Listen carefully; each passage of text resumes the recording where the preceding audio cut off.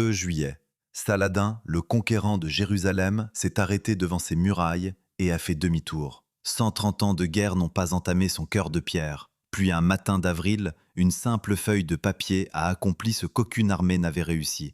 Comment la forteresse la plus imprenable du Moyen-Âge est-elle tombée à cause d'une lettre? Voici le krach des chevaliers. La réponse dort dans ces pierres, et elle est plus surprenante que toutes les légendes qu'on lui prête. Tout commence sur une colline de Syrie, bien avant les chevaliers, quand ce sommet ne portait encore qu'un nom obscur et une poignée de soldats. Hiver 1099. Une armée épuisée gravit une colline de Syrie occidentale. Ce sont les hommes de Raymond de Saint-Gilles, comte de Toulouse, l'un des chefs de la première croisade. Ils viennent de traverser l'Europe et l'Anatolie. Ils ont laissé des milliers des leurs sur les routes, et devant eux se dresse une petite forteresse tenue par une garnison locale. Les croisés s'en emparent sans grande difficulté. Puis ils font une chose étrange. Ils repartent. Jérusalem les attend. Le tombeau du Christ compte plus qu'un fortin de frontières perdu dans les montagnes.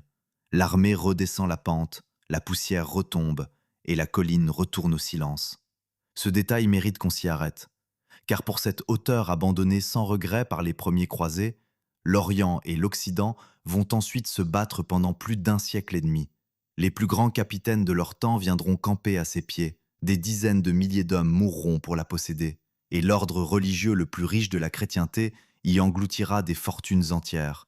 Rien, en apparence, ne distingue pourtant ce sommet des centaines d'autres qui hérissent la région.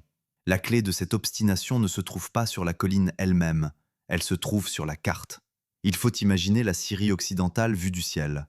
Le long de la Méditerranée court une muraille naturelle, la chaîne côtière, des montagnes serrées qui séparent le littoral de l'intérieur des terres. Pour un marchand, pour un pèlerin, pour une armée, franchir cette barrière relève de l'épreuve. Sauf en un seul endroit. Entre la chaîne côtière au nord et les montagnes du Liban au sud, le relief s'ouvre soudain. Une trouée large et praticable, un couloir naturel que l'on appelle la trouée de Homs. C'est l'unique passage commode entre la mer et les grandes villes de l'intérieur. Les caravanes y transportent la soie et les épices, les armées y font rouler leurs machines de guerre. Celui qui contrôle ce couloir contrôle tout ce qui circule entre le port de Tripoli et la cité de Homs, c'est-à-dire, à l'échelle de l'époque, entre deux mondes. Or, au bord exact de cette trouée, un éperon rocheux s'élève à 650 mètres au-dessus de la plaine, la hauteur de 2 tours Eiffel posées l'une sur l'autre. De son sommet, par temps clair, le regard descend tout le couloir et va toucher la ligne pâle de la Méditerranée à une soixantaine de kilomètres.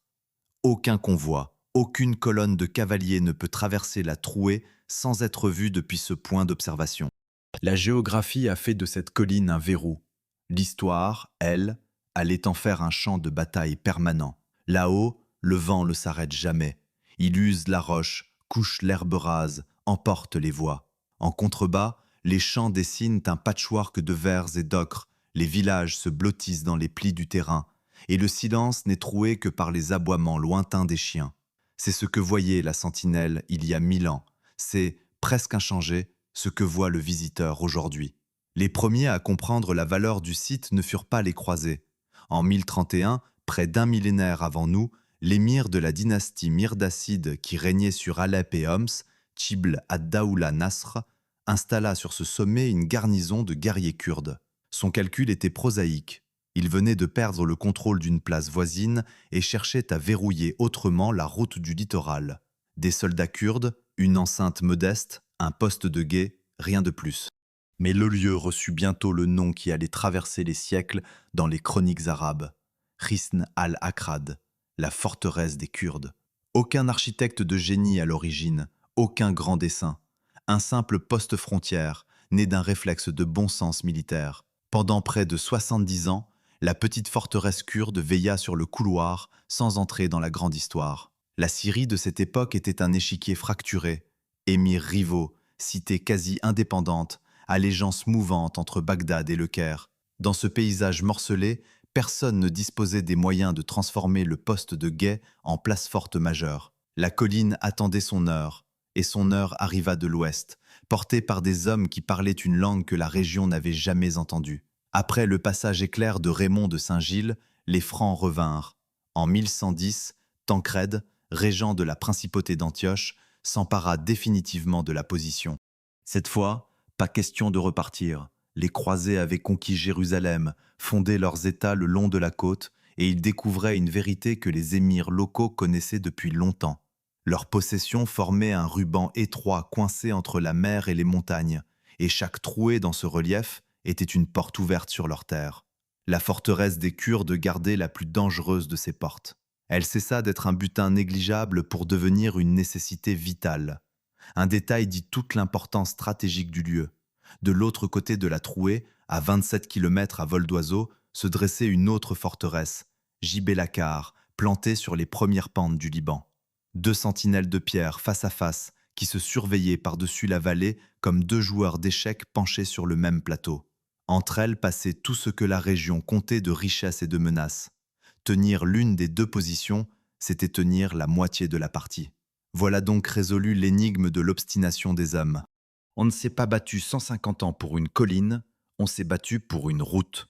Le sommet ne valait que par le couloir qu'il dominait, et le couloir commandait l'équilibre de toute la Syrie franque.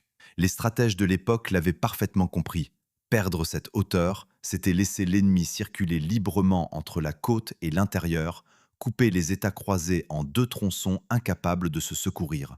Ainsi s'explique aussi l'apparent paradoxe qui intrigue tant le visiteur français. Le chef-d'œuvre absolu des chevaliers francs ne se trouve ni en Normandie, ni en Provence, mais au cœur de la Syrie. La logique de la guerre l'exigeait. C'est ici, et nulle part ailleurs, que la chrétienté latine avait besoin d'un mur, alors c'est ici qu'elle allait bâtir le plus formidable de tous ces murs. En 1110, pourtant, rien de tout cela n'existe encore. Sur le sommet balayé par le vent, il n'y a qu'une enceinte kurde remaniée à la hâte, quelques tours frustes, des citernes creusées dans le roc. La colline a trouvé ses nouveaux maîtres.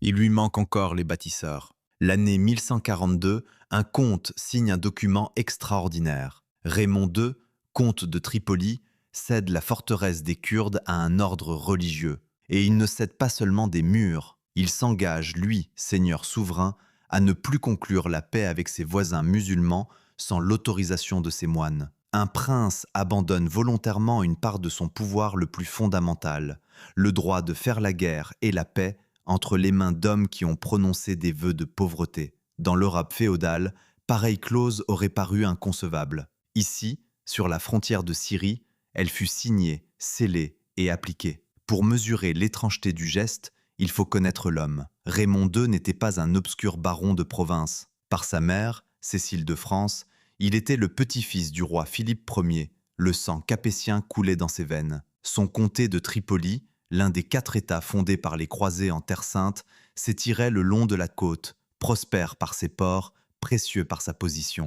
Un tel seigneur avait tout à perdre en aliénant sa souveraineté. Il le fit pourtant, et l'histoire des décennies suivantes allait démontrer qu'il avait vu juste. Les bénéficiaires de ce marché portaient un nom qui sonnait comme un paradoxe, l'ordre des Hospitaliers de Saint-Jean de Jérusalem. À l'origine, rien de militaire. Ces hommes étaient nés autour d'un hôpital, au sens médiéval du terme, une maison d'accueil pour les pèlerins malades et épuisés qui arrivaient à Jérusalem. Des frères en robe noire, soignant les fièvres, lavant les plaies, enterrant les morts. Dans leur charte, l'ordre s'appelait lui-même la Maison des pauvres de Jérusalem. Mais la Terre Sainte transforma les infirmiers en soldats. Sur des routes où chaque convoi de pèlerins risquait l'embuscade, protéger les malades finit par signifier porter les armes. En quelques décennies, l'ordre devint une force militaire, sans jamais cesser d'être un monastère. Ses membres restaient des religieux, liés par les vœux de pauvreté, de chasteté et d'obéissance. Des moines en cotte de maille. Ce double visage explique un chiffre qui déroute encore aujourd'hui. 1 siècle après le marché de Raymond, à l'apogée de sa puissance, la forteresse abritera une garnison de 2000 hommes. Or, sur ces 2000, les frères chevaliers de l'ordre, les moines soldats proprement dits, seront une 60aine. 60 hommes. L'effectif d'une classe d'école pour commander une armée de la taille d'une ville. Tout le reste, ce sont des sergents, des arbalétriers, des fantassins recrutés à gages, des artisans, des serviteurs. Les frères forment l'ossature, l'état-major, l'élite combattante, la conscience de la maison. Ce modèle, une poignée de religieux d'élite encadrant une masse de professionnels, fera de l'ordre l'instrument militaire le plus fiable de tout l'Orient latin. C'est précisément cet instrument que Raymond II voulait s'attacher, car le comte, en 1142, faisait face à une équation sans solution. Sa frontière orientale saignait. De l'autre côté de la trouée régnait Homs, cité musulmane que les croisés ne conquirent jamais, assez proche pour lancer des raids sur les terres du comté à chaque saison. Défendre cette marche exigeait des forteresses, des garnisons permanentes, des réserves de vivres, des réparations sans fin, un gouffre financier que les revenus de Tripoli ne pouvaient combler. Un fief classique, confié à un vassal, s'épuisait en une génération. Le seigneur mourait à la guerre, l'héritier était mineur, la place périclitait. Le comte avait besoin d'un défenseur qui ne meurt jamais, ne divise jamais son héritage et ne manque jamais d'argent. L'ordre de Saint-Jean était exactement cela. Une institution, non une famille. Ses frères tombaient au combat, mais l'ordre demeurait, recrutant sans cesse dans toute l'Europe. Et surtout, il disposait d'une richesse d'une nature nouvelle. De la Provence à l'Angleterre, de la Castille à la Bohême, des milliers de donateurs léguaient aux hospitaliers des terres, des moulins, des vignes, des rentes pour le salut de leur âme. Toute cette fortune européenne convergeait vers l'Orient. Chaque muraille élevée sur la frontière de Syrie serait payée, en dernier ressort, par des fermes de Bourgogne et des pâturages d'Aragon. Aucun prince de Terre Sainte ne pouvait aligner de telles ressources. En cédant la forteresse aux moines, Raymond ne s'appauvrissait pas. Il adossait sa frontière au trésor de toute la chrétienté. L'accord dépassait d'ailleurs la seule forteresse des Kurdes. Le comte transféra à l'ordre un chapelet de places fortes le long de sa frontière, avec les terres, les villages et les revenus qui s'y rattachaient. Les clauses étaient d'une générosité calculée. Si le comte n'accompagnait pas les frères en campagne, tout le butin leur revenait. S'il chevauchait avec eux, on partageait par moitié. Et là-dessus venait la clause souveraine. Nulle paix sans le consentement de l'ordre. Les historiens décrivent le résultat d'un mot juste. À l'intérieur du comté de Tripoli venait de naître une principauté monastique, un État dans l'État, avec sa capitale sur l'éperon rocheux qui dominait la trouée. Il faut se représenter la prise de possession. Des frères en manteau noir frappés de la croix blanche gravissent le sentier, inspectent l'enceinte kurde remaniée par 50 ans d'occupation franque. Le vent claque dans les manteaux. Les murs qu'ils trouvent sont frustes, les tours carrées, les citernes insuffisantes pour la garnison qu'ils projettent. Ces hommes ont l'habitude des inventaires. L'ordre gère des centaines de domaines, et leur verdict est sans appel. Tout est à reconstruire. Dans les années qui suivent, les chantiers s'ouvrent. Une enceinte nouvelle, des salles voûtées, une chapelle, des réserves d'eau creusées dans le roc. La pierre calcaire locale, d'un ton de miel chaud, commence à monter assise après assise sur le sommet. La frontière, elle, ne laissa pas aux bâtisseurs le loisir de finir en paix. En 1163, le maître de la Syrie musulmane, Nour ad-Din, l'homme qui avait unifié Alep et Damas et rêvé de jeter les Francs à la mer, vint camper sous la colline avec son armée. La rencontre tourna au désastre pour lui. Surpris par une charge de la cavalerie franque, il dut fuir, abandonnant son camp. Les chroniqueurs racontent qu'il échappa de justesse à la capture. Pour la jeune forteresse hospitalière, cette victoire valait une consécration. En 20 ans, le poste frontière kurde était devenu le môle sur lequel se brisaient les offensives du plus puissant souverain de la région. Quelque chose de plus profond s'était joué dans le marché de 1142. En confiant la frontière à un ordre religieux, on avait changé la nature même de la forteresse. Elle n'appartenait plus à un homme, mais à une institution immortelle. Elle ne défendait plus un fief, mais une cause. Elle n'était plus une résidence, mais un monastère armé, où la cloche rythmait les gardes. Sa force ne se mesurerait plus seulement à l'épaisseur de ses murs. Elle reposerait désormais sur la discipline de quelques dizaines de frères liés par l'obéissance. Ce choix ferait sa grandeur pendant plus d'un siècle. Et c'est par ce même fil, la chaîne de l'obéissance monastique, que très longtemps plus tard, tout se dénouerait. Le 29 juin 1170, en fin d'après-midi, la terre de Syrie se met à trembler. Ce n'est pas une secousse, c'est un cataclysme qui frappe toute la région, de la côte jusqu'à l'intérieur des terres. À Alep, des quartiers entiers s'effondrent sur leurs habitants. Les murailles d'Antioche se fissurent, et sur son éperon rocheux, la jeune forteresse des Hospitaliers encaisse le choc de plein fouet. Les voûtes travaillent, les joints s'ouvrent, des pans de maçonnerie se détachent. La chapelle, cœur spirituel de la maison, est si gravement atteinte qu'il faudra la rebâtir entièrement. Ce jour-là, les frères découvrent une vérité amère. Ils ont construit leur forteresse face aux mauvais ennemis.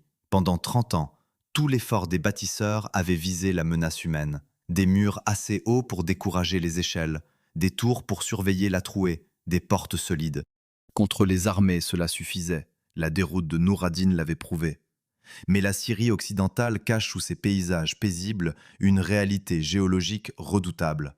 Elle chevauche l'une des grandes fractures de l'écorce terrestre, la faille qui court de la mer Rouge aux montagnes de Turquie. Le long de cette cicatrice, les plaques se frottent, accumulent des tensions pendant des décennies, puis les libèrent d'un coup. Les chroniques de la région égrènent les catastrophes avec une régularité effrayante. Aucune muraille n'arrête un ennemi qui attaque par le sol lui-même. Les frères relevèrent les ruines. La chapelle fut reconstruite. Une nef unique sous une voûte en berceau. Ce long demi-cylindre de pierre qui couvre l'espace d'un seul geste. C'est elle que le visiteur traverse encore aujourd'hui. Un vaisseau de 21 mètres et demi de long sur 8 et demi de large. La taille d'un court de tennis. Clos à l'orient par une abside. Cette niche semi-circulaire qui abrite l'autel. La pénombre y est fraîche, même aux heures brûlantes. La lumière tombe en biais, rare et mesurée, et le moindre pas résonne longtemps sous le berceau de pierre. Dans ce volume nu, sans fioriture, on entend presque les voix graves des frères chantant l'office. 60 hommes dont la journée, entre deux tours de garde, restait rythmée par la prière. Puis la vie reprit, et avec elle la guerre. Et pendant une génération, la forteresse tint son rôle de môle frontalier. Or la faille, sous la montagne, continuait son lent travail. En 1202, elle frappa de nouveau, et cette fois, le séisme fut d'une violence exceptionnelle, l'un des plus destructeurs que le Proche-Orient médiéval ait connu. De Tripoli à Damas, les villes comptèrent leurs morts par milliers. Sur l'éperon, les dégâts dépassèrent tout ce que les armées avaient jamais infligé à la place. 2 fois en une génération, le sol avait accompli ce que Nour ad-Din n'avait pas pu faire. Devant les décombres, l'ordre se trouvait à la croisée des chemins. La réponse évidente, la moins coûteuse, consistait à réparer. Reboucher les brèches, étayer les voûtes, remonter les tours à l'identique. C'est ainsi que procédaient la plupart des seigneurs de la région, faute de moyens. Mais les hospitaliers n'étaient pas des seigneurs comme les autres, et leurs trésors ne dépendaient pas des récoltes d'un seul comté. Leurs décisions, mûries dans les années qui suivirent la catastrophe, révèlent toute la démesure de la maison. On ne répara pas la forteresse. On en conçut une autre, par-dessus et autour de la première, plus vaste, plus haute, et pensée dès la première pierre pour résister à la fois aux armées et aux tremblements de terre. Ce projet allait transformer le site pendant des décennies et lui donner le visage que le monde connaît. Mais avant d'être une silhouette, il fut une réflexion d'ingénieur, et cette réflexion mérite qu'on s'y attarde, car elle est d'une intelligence qui impressionne encore les spécialistes. Le problème posé au maître d'œuvre tenait en une contradiction. Contre les séismes, un mur doit être massif, épais à la base, solidement ancré au rocher. Contre les hommes, il doit être haut, flanqué de tours, hérissé d'archères. Or, la hauteur fragilise face aux secousses, et la masse seule ne suffit pas contre les machines de siège. Il fallait inventer une architecture qui réponde aux 2 menaces d'un même geste. La réponse des bâtisseurs porte un nom, le glacis. Imaginons le pied des murailles enveloppé d'une gigantesque carapace de pierre inclinée, un plan lisse et continu qui monte du rocher vers le sommet des courtines, comme une vague de calcaire figée en plein mouvement. À sa base, cette carapace atteint par endroits, selon les estimations, 25 à 30 mètres d'épaisseur, plus large qu'une autoroute à 6 voies. La main qui se pose sur cette surface ne trouve ni joint saillant, ni prise, ni fissure. Un plan minéral parfait, tiède au soleil, qui fuit sous la paume. Et cette masse travaille pour la forteresse de 3 manières à la fois. Elle épaule les murs comme un contrefort continu, absorbant les secousses du sol dans son épaisseur. La leçon des 2 séismes gravée dans la pierre. Elle interdit l'escalade, car aucune échelle ne s'appuie sur un plan incliné. Elle décourage enfin la sape, cette technique de siège qui consiste à creuser sous les fondations pour faire s'effondrer les murs. Avant d'atteindre la muraille proprement dite, les mineurs devraient forer des dizaines de mètres de maçonnerie pleine. Autour de ce principe s'organisa un chantier dont l'ampleur donne le vertige. Les carrières de calcaire s'ouvrirent à flanc de montagne. Des générations de tailleurs de pierre se succédèrent sur l'éperon, car une telle œuvre ne se mesure pas en années, mais en vie d'homme. Entre la première pierre posée par les hospitaliers et l'achèvement de l'ensemble, il s'écoulera environ 130 ans de travaux presque continus, 5 à 6 générations de maçons. L'apprenti qui débutait sur le chantier savait que ni lui, ni son fils, ni probablement son petit-fils n'en verraient la fin. Ces hommes taillaient pour un avenir qui ne leur appartenait pas, et ils taillaient avec une exigence stupéfiante. Sur les parements les mieux conservés, les blocs s'ajustent si précisément que les joints se voient à peine, plus fins qu'un doigt. Les observateurs médiévaux s'en étonnaient déjà. Les visiteurs modernes s'en étonnent encore. Rien de mystérieux pourtant dans cette perfection, seulement la rencontre de 3 forces rarement réunies. Un commanditaire aux ressources presque illimitées, drainé de toute l'Europe. Des ateliers levantins héritiers d'une tradition de taille de pierre vieille de plusieurs millénaires, enrichis par les savoir-faire apportés d'Occident. Et le temps long d'une institution qui ne meurt pas, capable de poursuivre le même dessein pendant un siècle, sans héritier dilapidateur ni querelle de succession. Là où un roi bâtissait pour son règne, l'ordre bâtissait pour l'éternité. Ainsi, le désastre de 1202 se retourna en fondation d'une grandeur nouvelle. Sans les 2 séismes, la forteresse serait probablement restée ce qu'elle était, une place forte respectable parmi d'autres. Le feu souterrain força les frères à repenser la pierre depuis la racine, et de cette contrainte naquit un chef-d'œuvre. La carapace inclinée qui enveloppe le cœur de la place depuis 8 siècles a tenu parole. Ni les machines, ni les mineurs, ni les tremblements de terre qui suivirent n'en sont venus à bout. Elle attend toujours, intacte, au flanc sud de la montagne. Juillet 1188. Au pied de l'éperon rocheux, une armée déploie ses tentes, et cette armée n'a jamais connu la défaite depuis 1 an. À sa tête, un homme dont le nom fait trembler tout l'Orient latin, Salah ad-Din, que l'Occident appelle Saladin. 12 mois plus tôt, sur les collines de Hattin, il a anéanti l'armée du royaume de Jérusalem en une seule journée de fournaise. Puis Jérusalem elle-même lui a ouvert ses portes. Depuis, il remonte la côte comme une marée, les villes tombent, les châteaux capitulent, les garnisons négocient leur vie. La chrétienté d'Orient s'effondre pan par pan.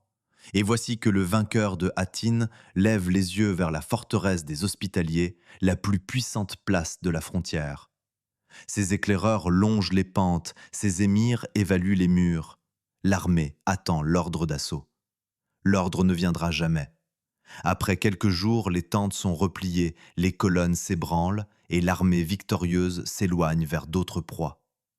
Aucun engin de siège n'a été monté, aucune sape n'a été creusée, aucun assaut n'a été lancé. L'homme qui vient de reprendre la ville sainte, l'homme devant qui des royaumes entiers plient le genou, a regardé cette forteresse et a passé son chemin. L'événement stupéfia les contemporains des 2 camps, et il intrigue encore, car Saladin n'était pas homme à reculer par timidité. Toute sa carrière démontre le contraire, une audace calculée, une ténacité de fer, une capacité à conduire des sièges longs et coûteux quand l'enjeu le justifiait. Devant d'autres places réputées fortes, il avait su attendre des mois. Ici, rien.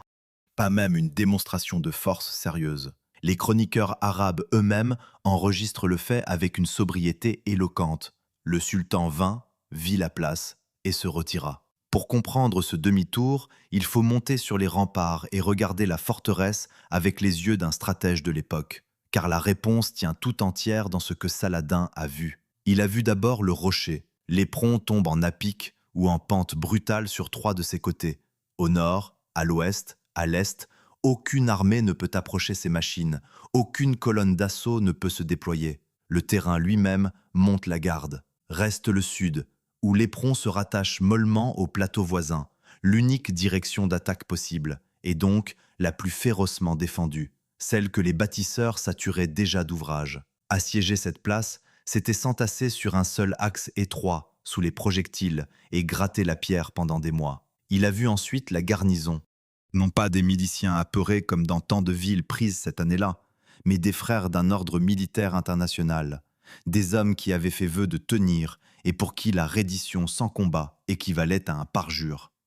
Ces moines soldats disposaient de réserves d'eau creusées dans le roc, de greniers pleins et d'une chaîne de commandement que la mort même d'un chef ne brisait pas. Une place pareille ne se rend pas à la peur, elle se prend, mètre par mètre, au prix du sang et du temps. Et le temps, précisément, était la seule richesse qui manquait au sultan. Car pendant que ses cavaliers abreuvaient leurs montures au pied de l'éperon, à des milliers de kilomètres de là, l'Europe s'embrasait. La chute de Jérusalem avait provoqué une onde de choc sans précédent.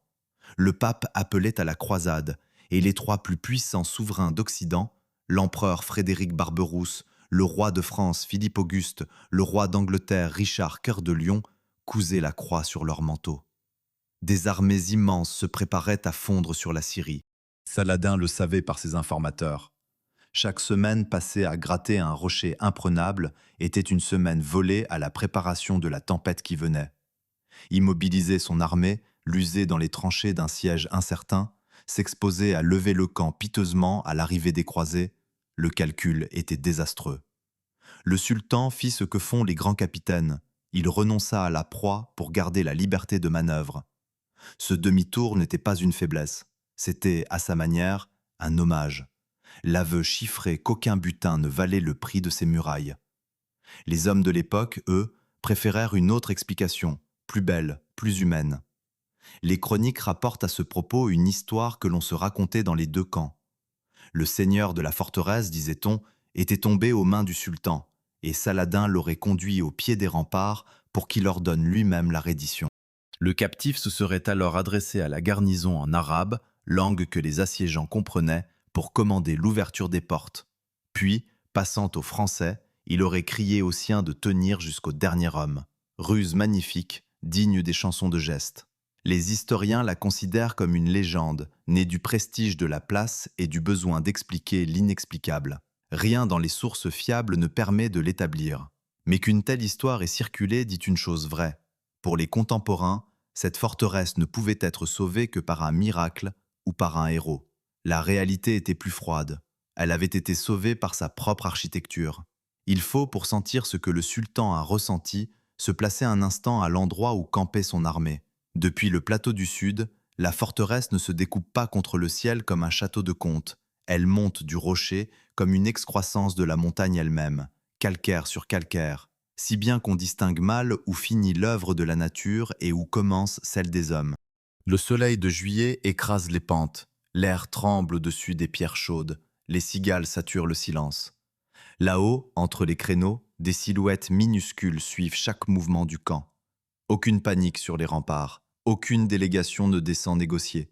La place attend, simplement. Cette immobilité-là, plus que n'importe quelle démonstration, disait aux visiteurs ce qu'ils devaient savoir. Le demi-tour de 1188 fit plus pour la gloire de la forteresse que toutes ses victoires. Une chose est de repousser une armée, une autre est de dissuader le plus grand conquérant du siècle avant même le premier assaut. À partir de cet été-là, la place des Hospitaliers entra dans une catégorie à part, celle des forteresses que l'on contourne. Les caravanes en parlaient d'un port à l'autre, les chroniqueurs des deux langues lui cherchaient des épithètes, et chaque année sans siège épaississait la légende. Sur la frontière la plus disputée du monde connu, il existait désormais un point fixe, une certitude de pierre, le lieu où même Saladin avait baissé les yeux. Cette réputation d'invincibilité devint elle-même une arme, peut-être la plus efficace de toutes. Mais une réputation partage le destin des murailles. Elle protège ce qu'elle abrite tant que personne ne trouve le défaut de la cuirasse. Ce défaut existait. Il ne se trouvait ni dans le glacis, ni dans les tours, ni dans le rocher, et il faudrait encore près d'un siècle pour qu'un adversaire d'un genre nouveau le découvre. Le passage est brutal. Un pas suffit. La fournaise du dehors s'éteint, la température chute, et l'obscurité avale le visiteur. Devant lui s'ouvre un couloir voûté qui s'enfonce dans la masse de la forteresse. 137 mètres de pénombre en pente, la longueur d'un stade et demi, à gravir dans un demi-jour, strié par les lames de lumière que découpent les rares ouvertures. L'écho des pas roule loin sous la voûte. L'air sent la pierre froide et l'humidité ancienne. À mi-parcours, le couloir se brise soudain en épingle à cheveux. Pendant une seconde, le corps perd le sens de la direction, ne sait plus où est l'entrée, où est la sortie. Cette seconde de désarroi a été dessinée, calculée, voulue. Puis le regard monte et découvre au plafond des ouvertures rectangulaires, régulières, noires. ce sont des bouches. 8 siècles plus tôt, un intrus parvenu jusqu'ici aurait reçu par ses bouches des carreaux d'arbalète, des pierres, tout ce que des défenseurs invisibles pouvaient déverser sur des hommes coincés dans un tube de pierre, en montée, sans espace pour se déployer. Ce couloir n'est pas une entrée, c'est un piège qui porte le nom d'entrée. Tout, dans cette forteresse, procède de la même intelligence retorse. Et c'est cette intelligence qu'il faut maintenant démonter pièce par pièce, comme un mécanisme d'horlogerie. Le principe directeur tient en une image. Deux forteresses emboîtées l'une dans l'autre. Une enceinte extérieure, un anneau de muraille de 9 mètres de haut, un immeuble de 3 étages, ferme tout le périmètre. Et à l'intérieur de cet anneau se dresse une seconde place forte, complète, autonome, dont les murs dominent nettement les premiers. Les spécialistes appellent cela un château concentrique, et la conséquence tactique de ce simple décalage de hauteur est foudroyante. Les défenseurs du noyau central tirent par-dessus la tête de leurs camarades postés sur l'enceinte basse, 2 étages de feu simultanés sur le même assaillant. Et si l'ennemi, au prix du sang, parvient à emporter la première muraille, sa victoire se referme sur lui. Il ne se retrouve pas dans la forteresse, il se retrouve entre les 2 enceintes, dans un fossé de pierre étroit, dominé de toutes parts, battu par les tirs croisés. Le Moyen-Âge avait un mot pour cet espace, les lices, et celle-ci était dessinée pour devenir un piège sans issue. Franchir le premier mur ne rapproche pas de la victoire. Cela ne fait que changer la nature du massacre. Les anneaux eux-mêmes concentrent une seconde famille d'inventions. Les tours qui rythment l'enceinte extérieure sont rondes, et cette rondeur, qui semble un choix esthétique, est une arme. Une tour carrée offre à l'ennemi 2 cadeaux, des angles morts que les défenseurs ne peuvent battre de leurs tirs, et des arêtes vives, point faible où le bélier et la sape mordent facilement, car il suffit d'arracher les pierres d'angle pour que tout se déchausse. Le cylindre supprime les deux, aucun angle mort, la courbe se surveille elle-même, aucune arête à attaquer, et les projectiles ricochent sur la surface convexe au lieu de frapper de plein fouet. Au sommet des courtines court une autre trouvaille, les machicoulis, ces balcons de pierre en surplomb dont le plancher est percé d'ouvertures. Grâce à eux, les défenseurs frappent à la verticale, au pied même du mur, ce point aveugle où, dans les châteaux plus anciens, l'assaillant pouvait travailler tranquillement à la sape, plaqué contre la maçonnerie. Ici, nul recoin où se blottir. La muraille entière voit, la muraille entière frappe. Un historien contemporain, parmi les meilleurs connaisseurs des châteaux du Levant, a jugé ce dispositif de défense le plus abouti de tout l'Orient latin. Une idée reçue voudrait que les croisés aient simplement transporté en Syrie les châteaux de leur enfance, répliques fidèles des donjons de Normandie ou d'Anjou posés sur des collines étrangères. La réalité, que la recherche moderne a fini par imposer, est presque inverse. Rien en Europe au moment où ces murailles s'élèvent n'atteint ce degré de sophistication. La frontière syrienne fut pour l'architecture militaire ce qu'un laboratoire est à la science, un lieu où la pression de l'expérience force l'invention. Ici, les sièges se succédaient à chaque génération, chaque faiblesse se payait comptant, chaque reconstruction intégrait les leçons du sang versé. Les maîtres d'œuvre de l'ordre observaient aussi ce qui les entourait, les traditions de fortification byzantines et arabes, vieilles de plusieurs siècles, offraient tout un répertoire de solutions que l'Occident ignorait. De ce croisement naquit une synthèse neuve, ni franque, ni orientale, mais née de la frontière elle-même. Et cette synthèse repartit vers l'ouest dans les bagages des croisés. Lorsque Richard Cœur de Lion, rentré de Terre Sainte, fit surgir en Normandie sa forteresse de Château-Gaillard, on y retrouva les tours rondes, les défenses étagées, la science du terrain. Le grand chantier normand parlait déjà la langue apprise en Orient. 8 siècles plus tard, l'institution internationale chargée du patrimoine mondial inscrira la place syrienne sur sa liste précisément à ce titre, non comme une copie de l'Europe, mais comme un carrefour où l'Orient et l'Occident se sont mutuellement enseignés l'art de bâtir. Reste dans cette anatomie une asymétrie troublante. Le dispositif n'est pas réparti également autour du périmètre. Au nord, à l'est, à l'ouest, les défenses restent presque sobres. Tout le génie de la place, toute sa densité d'ouvrage, la carapace inclinée, les tours maîtresses groupées, le grand réservoir, les épaisseurs maximales, s'accumulent sur un seul front, au sud et au sud-ouest, comme si les bâtisseurs avaient concentré là un siècle d'intelligence et laissé le reste à la nature. C'est que la nature, précisément, avait déjà distribué les rôles. Sur 3 côtés, les pentes abruptes interdisent aux machines de siège toute approche. Nul besoin d'y entasser des tours. Le sud seul offre un terrain praticable, et les ingénieurs de l'ordre en tirèrent la conclusion logique jusqu'à la démesure. Puisque l'ennemi n'a qu'un chemin possible, c'est sur ce chemin qu'on l'attendra, avec tout ce que l'art de bâtir peut produire. La forteresse n'espérait pas que l'adversaire se trompe de porte. Elle savait où il frapperait, au mètre près, avant même qu'il fût né, et elle l'attendait là, patiemment, de toute sa masse de calcaire. Il y a quelque chose de vertigineux dans cette prescience de pierre. Des hommes du XIIIe siècle ont joué aux échecs contre des adversaires du futur, anticipé leurs mouvements, préparé leurs parades, et l'histoire allait leur donner raison avec une exactitude troublante. Le jour où la place affronterait enfin son épreuve suprême, l'attaque viendrait exactement où les maîtres d'œuvre l'avaient prévu, et se briserait exactement comme ils l'avaient voulu. L'architecture tiendrait toutes ses promesses, jusqu'à la dernière. C'est ailleurs que le destin trouverait son passage. Chaque matin, avant l'aube, la forteresse avait faim. 2000 bouches à nourrir, l'équivalent d'une ville moyenne du Moyen-Âge, comprimée sur un sommet rocheux sans champs, sans rivière, sans marché. 2000 hommes qui réclamaient chaque jour du pain, de l'eau, du vin, du fourrage pour les chevaux, du bois pour les fours, du cuir, du fer, du sel. Et cela non pas pour une saison, mais année après année, décennie après décennie, sous la menace permanente d'un blocus. La plupart des places fortes de l'époque tombaient précisément par là, non sous les coups, mais par le ventre. Une garnison assoiffée négocie au bout de quelques semaines. Une garnison affamée ouvre ses portes en quelques mois.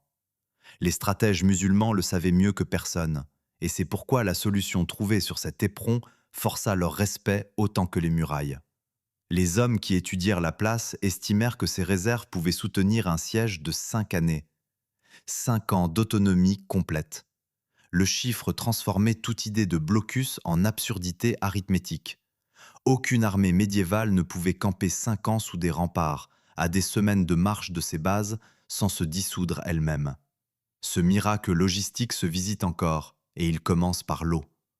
Sur le flanc sud, entre les 2 enceintes, dort un long bassin à ciel ouvert que les textes nomment le Berkil, une pièce d'eau sombre alimentée par un aqueduc qui courait depuis les pentes voisines.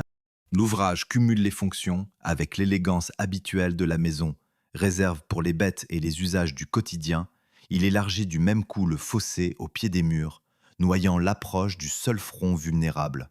L'air y est différent du reste de la place, plus frais, plus dense, chargé d'une odeur d'eau dormante et de pierres mouillées qui surprend au sortir des cours écrasés de soleil. Et sous cette réserve visible s'en cache une autre, invisible, des citernes creusées à même le roc, remplies par les pluies d'hiver que collectait chaque toit, chaque terrasse, chaque pente d'allée. La montagne entière avait été transformée en gouttière. Le grain suivait la même logique d'accumulation. Sous l'esplanade de la cour intérieure s'étendent d'immenses salles voûtées, fraîches et obscures, de véritables cavernes de maçonnerie où s'entassaient les sacs de blé, les jarres d'huile, les tonneaux, les salaisons. Un four à pain y cuisait chaque jour. Des pressoirs transformaient les récoltes des domaines en huile et en vin. Des écuries logeaient les montures au cœur même du dispositif.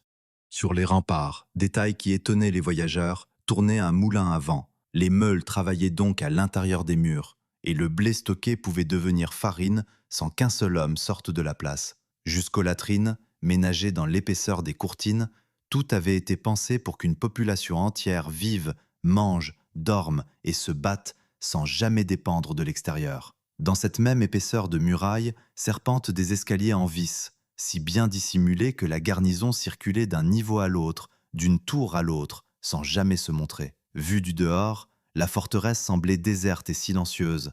Au-dedans, elle grouillait comme une ruche. Une ruche a besoin d'une règle, et celle-ci était monastique. La poignée de frères qui commandaient cette petite ville vivait selon une discipline de couvent. Office chanté aux heures fixes, repas pris en commun dans le silence, obéissance absolue au supérieur. La cloche de la chapelle rythmait la journée du soldat comme celle du cuisinier. Cette fusion de la caserne et du cloître donnait à la place une qualité que nulle muraille ne procure, la prévisibilité. Pas de garnison mutinée faute de solde, pas de capitaine vendant la place aux plus offrants, pas de querelle d'héritiers. Les maladies ordinaires des forteresses féodales n'avaient pas prise sur une maison religieuse.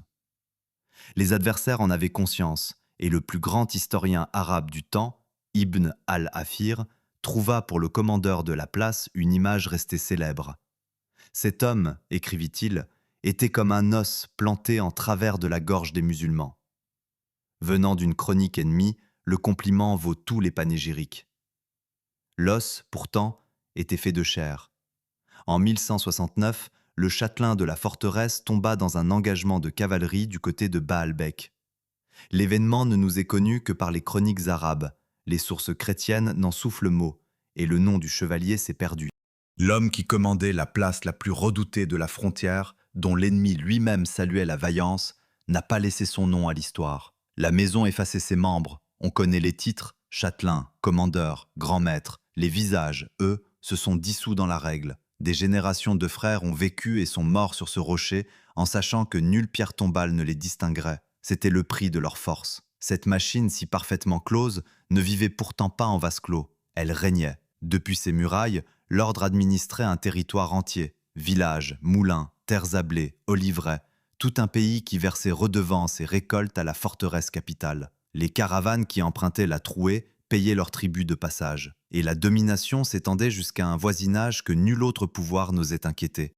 Dans les montagnes proches vivait la communauté des Nizarites ismaéliens, ces sectateurs que l'Occident apprit à nommer les assassins, dont les émissaires silencieux frappaient les puissants jusque dans leurs palais, et dont le seul nom faisait pâlir sultans et princes. Ces hommes que tout l'Orient redoutait versaient chaque année un tribut aux frères de la forteresse. Les moines faisaient payer les assassins. Aucune anecdote ne mesure mieux la position de la maison sur l'échiquier de la région. Elle n'était pas seulement imprenable, elle était prospère, crainte et souveraine. Un ordre religieux percevant l'impôt de la peur sur l'organisation la plus effrayante de son temps. Ainsi se referme le tableau de cette cité verticale. Une réserve d'eau grande comme un lac de montagne, des greniers pour un lustre entier, un moulin dans le vent des remparts, 2000 hommes tenus par une cloche et une règle, un territoire entier en tributaire. La forteresse avait résolu l'équation qui perdait toutes les autres. Elle avait aboli sa propre faim.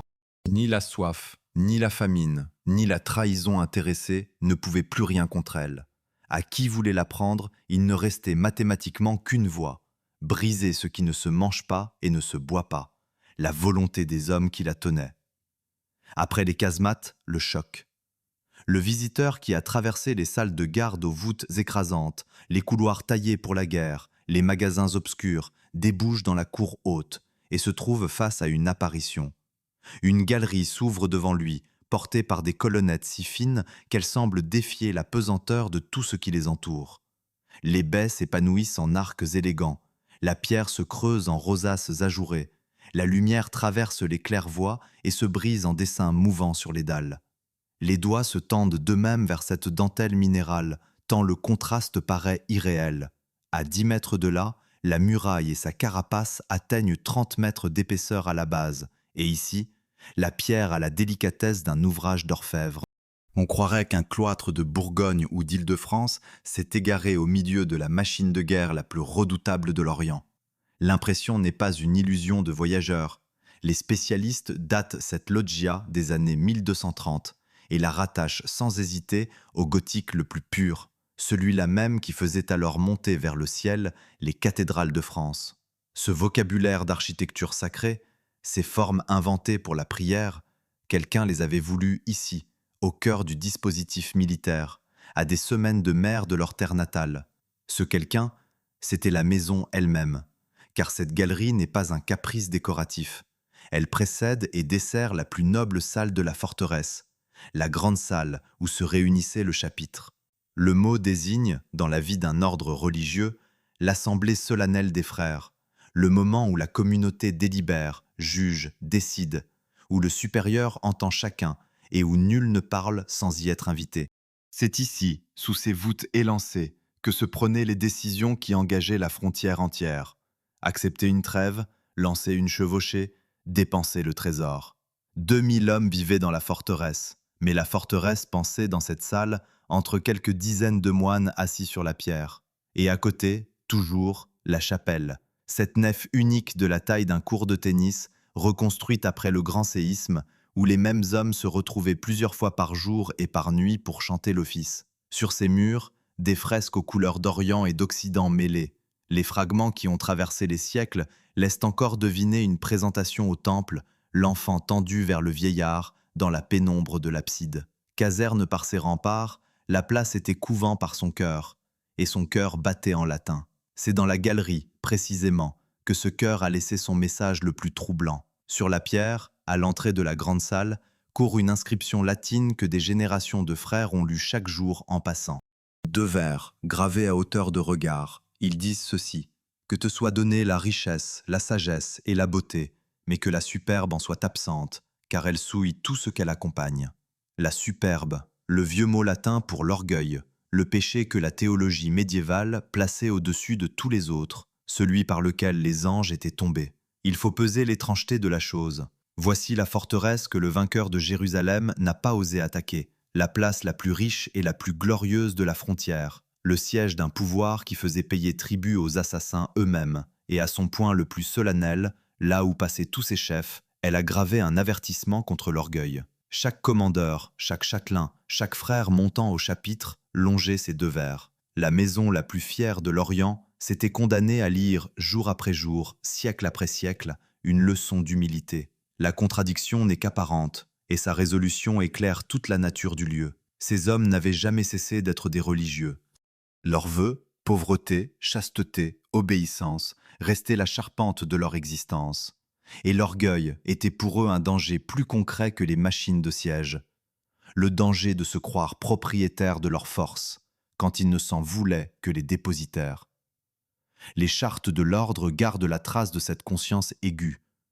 Dans les actes solennels, au fait de sa puissance, la maison continuait de se désigner elle-même d'un titre stupéfiant d'humilité, la maison des pauvres.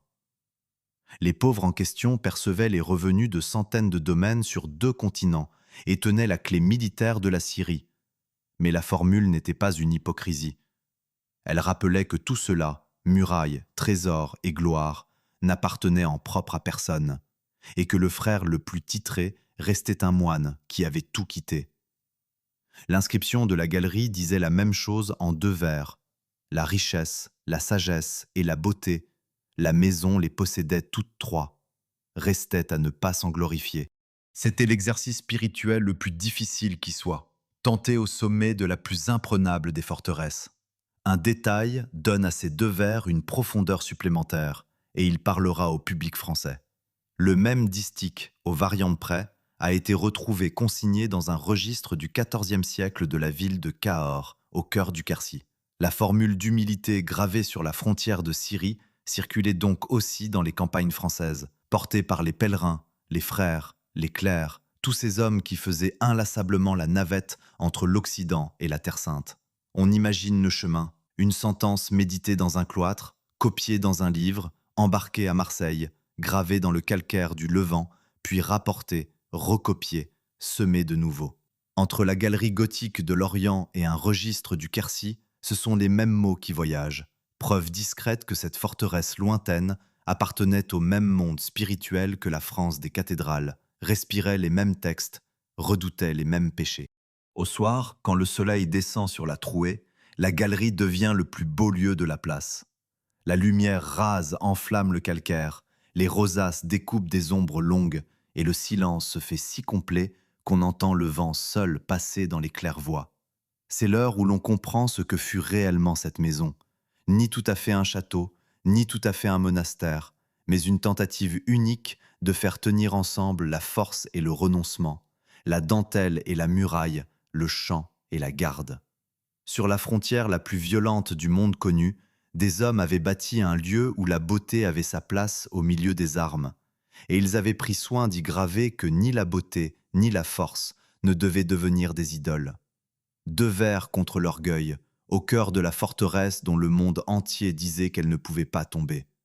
La pierre, patiente, gardait l'avertissement. Au printemps 1270, des cavaliers apparaissent dans la plaine, sous l'éperon.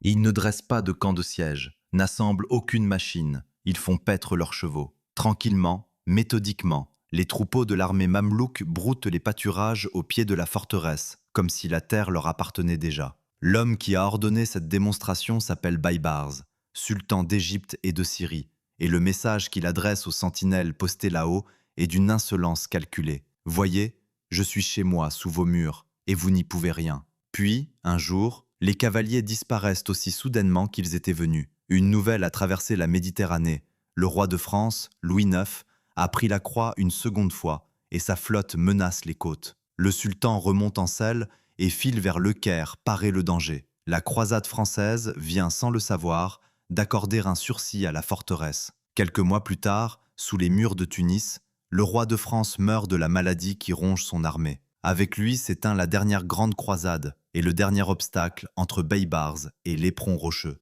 Pour mesurer ce qui s'avance alors vers la forteresse, il faut prendre la mesure de l'homme. Baïbar n'est pas un émir parmi d'autres. Ancien esclave soldat devenu maître de l'Égypte, il a accompli ce qu'aucun souverain musulman n'avait réussi, briser en bataille rangée les Mongols eux-mêmes, cette force qui semblait envoyée par la fin des temps. Depuis, année après année, il démonte pièce par pièce les possessions franques du littoral, emportant des places réputées imprenables avec une science du siège que nul ne lui conteste. Ses armées traînent des parcs entiers de mangonos, ces machines à balancier qui jettent des blocs de pierre par-dessus les murailles. Ces sapeurs d'Alep passent pour les meilleurs mineurs du monde connu.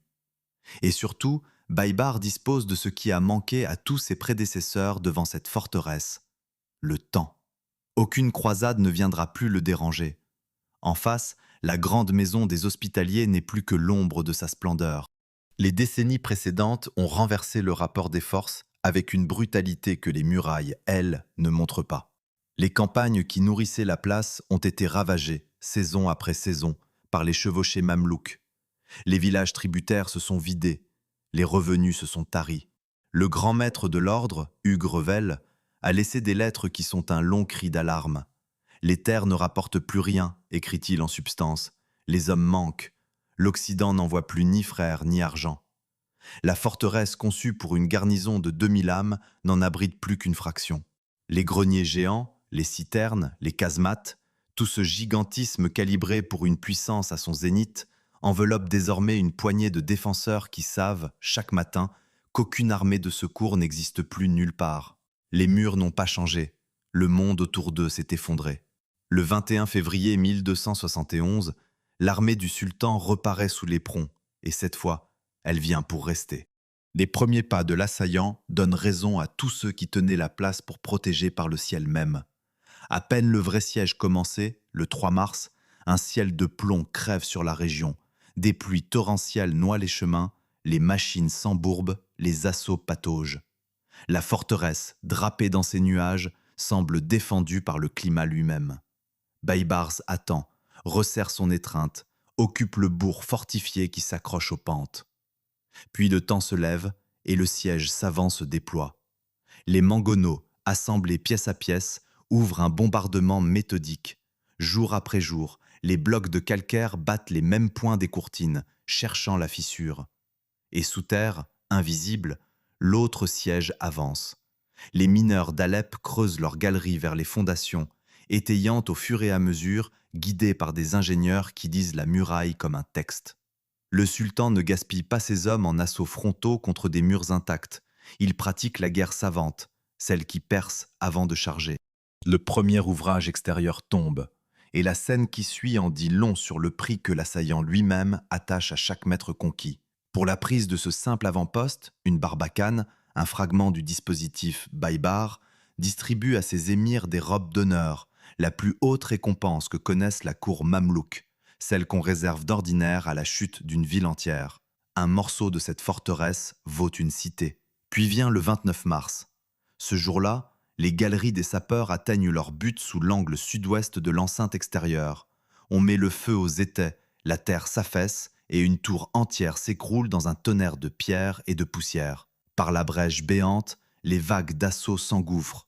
L'enceinte basse est emportée, la première cour envahie, Et l'attaque, remarquons-le, a percé très exactement là où, des générations plus tôt, les maîtres d'œuvre avaient prévu qu'elle frapperait, au sud-ouest, sur l'unique front accessible. L'architecture n'a pas été surprise. Elle a été soumise, après 5 semaines d'efforts, par la plus grande puissance militaire de son temps, et seulement dans son anneau extérieur. Dans la cour conquise, les vainqueurs trouvent une foule inattendue. Des paysans des environs, venus par familles entières, s'abriter derrière les murailles avec leurs bêtes et leurs ballots. Le sort de ces gens, en pareilles circonstances, se joue d'ordinaire en quelques heures terribles, l'esclavage au mieux. Baïbar les fait relâcher. Tous. Le geste n'a rien d'un attendrissement. Le sultan raisonne en bâtisseur d'empire et ses laboureurs sont la richesse de la province qu'il est en train d'annexer. Une terre sans bras ne vaut rien. Mais le calcul n'ôte rien à la portée du geste que les chroniques de son propre camp ont soigneusement consigné. Au milieu du fracas, l'homme de guerre le plus redouté de son siècle épargne les plus faibles. L'adversaire de la maison hospitalière n'est pas une force aveugle, c'est un politique qui voit loin.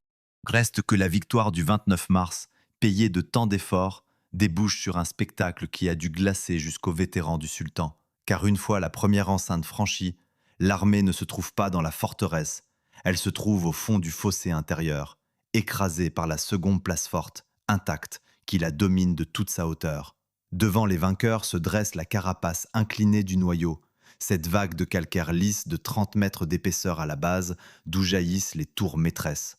Nulle prise pour une échelle, nul espoir pour une galerie de mines, nul angle mort pour s'abriter des tirs.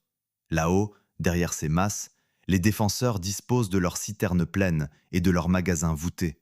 36 jours de siège savant, des semaines de bombardements, la fine fleur des sapeurs d'Alep, une tour abattue, des robes d'honneur distribuées, et tout cela n'a fait qu'amener l'armée la plus puissante de l'Orient au pied du problème véritable. Les mangonos se taisent l'un après l'autre. Sous les remparts du noyau, dans les premiers jours d'avril, le grand siège s'immobilise, suspendu entre une armée qui ne peut plus avancer et une garnison qui ne peut pas être réduite. Un matin d'avril, un messager gravit le long couloir d'entrée de la forteresse. Il ne porte ni armes ni machines, seulement une lettre. Les défenseurs le laissent passer sous les ouvertures meurtrières du plafond, franchir le coude en épingle, monter vers le noyau que toute l'armée d'Égypte n'a pas su entamer. Le pli qu'il apporte est adressé à la garnison, et il vient, affirme-t-il, du dehors, de la hiérarchie même de l'ordre. Son contenu tient en une phrase. La résistance est désormais sans objet, aucun secours ne viendra. Les frères sont autorisés à rendre la place pour sauver leur vie. Là-haut, dans la grande salle, on lit, on délibère. Puis, le 8 avril 1271, les portes du noyau s'ouvrent. La garnison sort en armes et en ordre, traverse le camp ennemi sans qu'un cheveu de ses hommes soit touché et prend la route de Tripoli. Ainsi tombe, sans un dernier assaut, sans une dernière flèche, la forteresse que le monde entier tenait pour imprenable. Ses citernes étaient pleines, ses magasins étaient garnis, sa carapace de calcaire n'avait pas une brèche. Elle n'a pas été vaincue, elle a obéi à un faux. Car cette lettre, les chroniques arabes elles-mêmes le rapportent, n'avait jamais été écrite par les supérieurs de l'ordre. Elle avait été fabriquée dans le camp du sultan, sur l'ordre de Baïbar. Le détail vaut qu'on le pèse, parce qu'il est unique dans les annales militaires du siècle. Ce ne sont pas les vaincus qui, pour excuser leur défaite, invoquent une trahison. Ce sont les historiens du camp victorieux qui consignent la ruse de leur propre maître, sans embarras, presque avec fierté. Dans la culture de guerre de l'époque, le stratagème n'est pas une honte. C'est la marque de l'intelligence souveraine, l'art suprême de vaincre en économisant le sang. Les chroniqueurs du sultanat racontent donc la supercherie comme on grave un exploit. Et par là, ils livrent à l'histoire un aveu d'une valeur inestimable. De leur propre plume, les vainqueurs reconnaissent que les murailles, elles, n'ont jamais cédé. Sans le faux, pas de victoire. L'honnêteté oblige pourtant à ouvrir le dossier, car il comporte ces zones d'ombre. De tous les récits arabes de ce siège parvenus jusqu'à nous, un seul émane d'un contemporain des faits, et cet homme, Ibn Shaddad, n'assistait pas au siège. Les textes divergent aussi sur un point. De qui la fausse lettre imitait-elle l'autorité? Certains désignent le grand maître de l'ordre, d'autres le comte de Tripoli. Nul ne saura jamais quel mot exact portait le parchemin, ni quelle main l'avait calligraphié, ni ce que les frères se sont dit dans la salle du chapitre en le lisant. Les historiens modernes, pesant ces témoignages, tiennent la ruse pour l'explication la plus vraisemblable d'une capitulation autrement incompréhensible. Une garnison approvisionnée pour des années n'abandonne pas un noyau intact sur un simple coup de découragement. Mais la prudence commande de dire les choses comme elles sont. Le faux est la version des chroniques la plus solide dont on dispose, non un procès-verbal. L'essentiel, lui, échappe au doute. La date de la reddition, la sortie de la garnison saine et sauve, la parole tenue par le sultan. Baïbar avait promis la vie sauve, il l'accorda jusqu'au bout. Deux adversaires venaient de conclure sur un mensonge le plus loyal des dénouements. Reste la question qui brûle. Pour tomber dans le piège, encore fallait-il y être disposé. Une garnison résolue à mourir aurait exigé des preuves, tergiversées, tenues. Celle-ci a obéi, et c'est ici que la ruse du sultan révèle sa véritable profondeur. Baïbar n'a pas attaqué les murs, il a attaqué la structure intime de ses adversaires. Ces hommes étaient des religieux liés par le vœu d'obéissance, dressés depuis leur entrée dans l'ordre à recevoir l'instruction d'en haut comme la voix même de Dieu. Leur force venait de là, cette discipline qui rendait la place imprévisible pour la peur, incorruptible pour l'or. Le faux retourna cette force comme un gant. Face à un ordre écrit de leurs supérieurs, les frères firent ce qu'ils avaient juré de faire toute leur vie. Ils obéirent. Ils savaient par ailleurs ce que le message disait de vrai. L'Occident silencieux, les secours impossibles, leur maison exsangue. La lettre ne leur apprenait rien, elle les autorisait. Elle transformait la reddition, ce déshonneur, en acte de soumission religieuse, c'est-à-dire en vertu. Le sultan avait trouvé l'unique porte de la forteresse qui ne fut pas de pierre, la conscience de ses défenseurs. Et dans la galerie qu'ils longèrent une dernière fois en quittant la place, les deux vers latins gravés à hauteur de regard continuaient de dire que la richesse, la sagesse et la beauté ne sont rien si l'orgueil s'y mêle. La maison avait passé un siècle à se prémunir contre la superbe, à cultiver l'humilité, l'obéissance, le renoncement à sa propre volonté. Ce ne fut pas l'orgueil qui la perdit, ce fut, retourné contre elle, sa plus grande vertu. L'avertissement de la pierre s'accomplissait à l'envers, et cette ironie-là est peut-être la plus profonde leçon du lieu. Nulle muraille ne protège de ce qu'on est. Le vainqueur, lui, prit possession de sa conquête en bâtisseur. À peine la garnison partie, les chantiers s'ouvrent. Baïbar connaît trop le prix de cette position pour la laisser en l'état où son propre siège l'a mise. Les brèches sont refermées, le front sud meurtri par les mangoneaux est repris en sous-œuvre et revêtu de neuf. Une grande tour carrée s'élève, dans la manière mamelouk, avec ses salles couvertes de voûtes plates. Des bains s'installent dans les cours. Et au-dessus de l'entrée, une inscription monumentale en arabe proclame la restauration de la forteresse bénie. Le nouveau maître signe son œuvre. Il la signe même 2 fois. Sur les pierres des reconstructions court l'emblème personnel du sultan, un félin passant, lion ou panthère, gravé en relief. 8 siècles plus tard, ces autographes de pierre se lisent toujours sur les murs. Dans la chapelle, enfin, s'accomplit la mutation la plus parlante. Une niche est creusée dans le mur, orientée vers la Mecque, le mihrab, qui indique aux fidèles la direction de la prière. La nef des hospitaliers devient mosquée. Sous le même berceau de pierre où le chant latin avait résonné pendant 5 générations, la prière musulmane s'élève désormais, et les fresques des frères, la présentation au temple, demeurent sur les murs, à quelques pas de la niche neuve. Nul ne les martèle. 2 mondes, 2 langues, 2 prières se retrouvent inscrits dans une seule salle, stratifiées comme les époques d'une même terre. Ainsi s'achève l'histoire franque de l'éperon, et ainsi se referme l'énigme posée au premier jour. La plus formidable forteresse du Moyen-Âge est tombée sans que sa défense ait failli. Ni la carapace, ni les tours, ni les citernes, ni le courage, rien de ce qui se bâtit n'a cédé. Ce qui a cédé ne se bâtit pas. Un homme de guerre génial a compris avant tout le monde que la vraie enceinte d'une place forte est faite de certitudes humaines, et qu'un parchemin habile y ouvre une brèche plus sûrement que 1000 projectiles. Les murailles tenaient leurs promesses. On est entré par les âmes. Et le plus troublant demeure cette symétrie que nul romancier n'aurait osé. Le crépuscule de la forteresse tient dans une lettre, comme sa naissance tenait dans une charte. 2 documents, 2 feuilles fragiles, aux deux bouts d'un siècle de pierre. Ce que l'écrit avait donné, l'écrit l'a repris. Une fumée monte dans la grande chapelle. Elle ne vient d'aucun encensoir, elle s'échappe d'un foyer de cuisine, adossé au mur même où pâlissent les fresques des hospitaliers. Des lessives sèchent entre les colonnettes de la galerie gothique. Des poules picorent sur les dalles du chapitre. Des maisons basses, faites de pierres arrachées aux courtines, s'agrippent aux voûtes comme des nids d'hirondelles. Nous sommes au début du XXe siècle, et la forteresse la plus célèbre des croisades est devenue un village. 500 personnes vivent entre ces murs, paysans, bergers, familles entières installées là depuis des générations dans le plus formidable abri que la région ait jamais offert. Le processus fut d'une lenteur invisible. Après les Mamelouks vinrent les Ottomans, 4 siècles durant, une compagnie de soldats locaux sous les ordres d'un commandant de place, puis de moins en moins de soldats, car la frontière s'était éteinte et la guerre partit ailleurs. La nature a horreur du vide, la montagne aussi.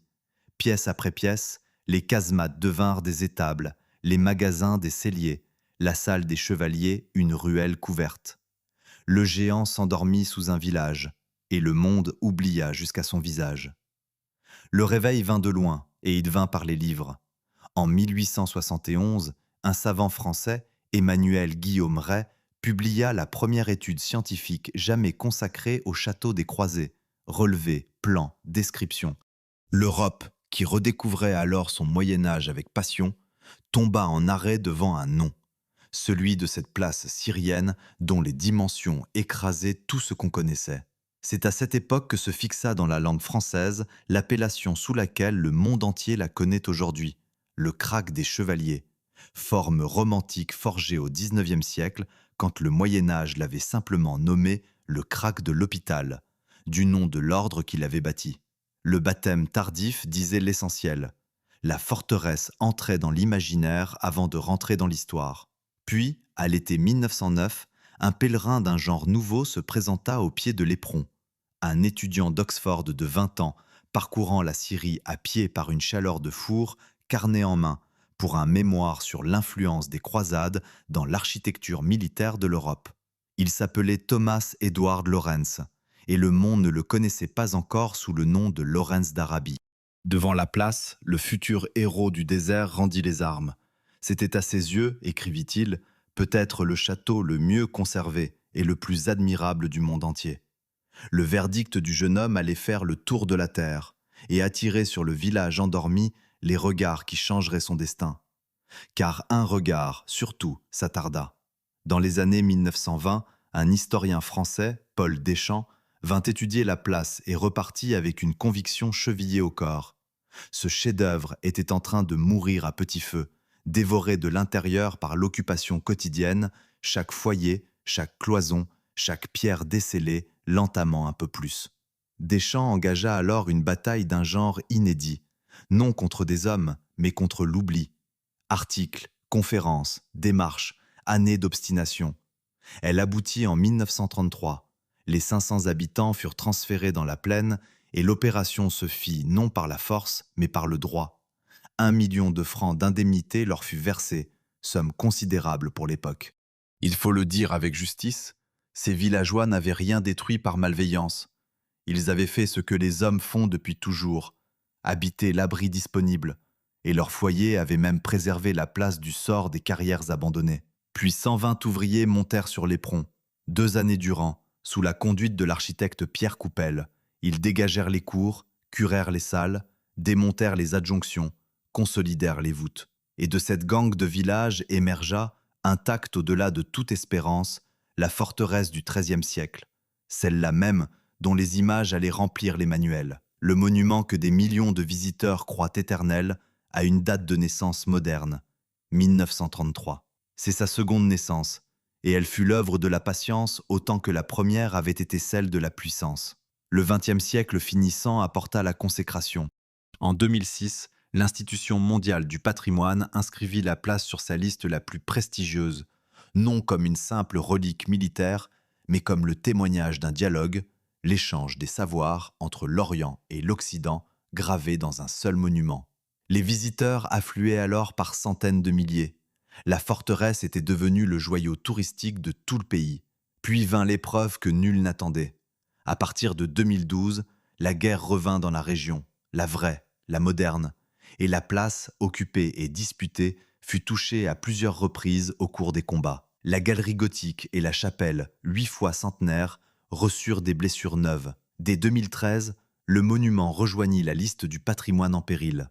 Mais l'histoire, ici encore, refusa de s'arrêter. Les combats passés, les équipes remontèrent sur l'éperon. Relevé des dommages, consolidation d'urgence, rapports annuels adressés aux instances internationales, réouverture des portes aux visiteurs à la fin de 2018. Et aujourd'hui même, les responsables du site parlent d'une période de relèvement, espérant les ressources qui permettront de guérir les dernières cicatrices. Au pied de la colline, le village d'Al-Husn, héritier de celui qui vivait jadis entre les murs, compte désormais près de 9000 âmes, 18 fois la population que la forteresse abritait autrefois en son sein. La vie n'a jamais quitté l'éperon, elle a seulement changé de côté des remparts. Il faut, pour prendre congé, revenir une dernière fois sur la muraille sud, à l'heure où le soleil descend vers la mer. Le calcaire couleur de miel s'embrase alors comme au premier soir, et la pierre raconte, à qui sait la lire, ces 8 siècles d'une seule phrase. Ici, les impacteront des mangoneaux du sultan. Là, à quelques mètres, les éclats laissés par les obus de notre temps. 800 ans de coups sur un même mur, et le mur est toujours debout, doré, tranquille, veillant sur la trouée où passent de nouveau les voyageurs. Les armées n'en sont pas venues à bout, ni les tremblements de terre, ni l'oubli, ni la guerre moderne. Une lettre l'avait fait tomber, des livres l'ont relevé, celui d'un savant, le carnet d'un étudiant, le combat d'un historien. Au bout du compte, le vieux paradoxe de l'éperon n'a jamais cessé d'être vrai. Le destin de la plus puissante forteresse du monde s'est toujours joué sur du papier. Merci d'avoir suivi cette enquête jusqu'au sommet de la colline. Si ce voyage au cœur du krach des chevaliers vous a plu, laissez un pouce et abonnez-vous à la chaîne. D'autres monuments gardent leurs énigmes et nous irons les leur demander ensemble. À très bientôt.